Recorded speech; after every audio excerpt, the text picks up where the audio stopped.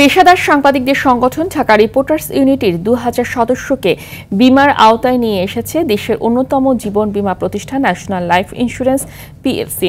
মঙ্গলবার ডিআরইউ এর সাথে বীমা চুক্তি স্বাক্ষর করে ন্যাশনাল লাইফের মুখ্য নির্বাহী কর্মকর্তা মোহাম্মদ কাজিম উদ্দিন।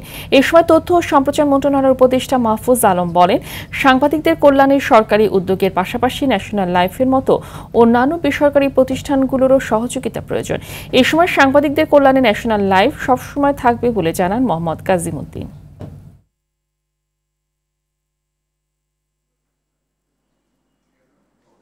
ন্যাশনাল লাইফ ইন্স্যুরেন্সের মতো অন্যান্য আরও যে প্রতিষ্ঠানগুলো আছে যাদের সামাজিক দায়বদ্ধতার থেকে শুরু করে যাদের এঙ্গেজমেন্টও গুরুত্বপূর্ণ, এটা হচ্ছে যে একটা ভালো মেকানিজম যার মাধ্যমে আসলে কোনো প্রতিষ্ঠান দাঁড়ায়।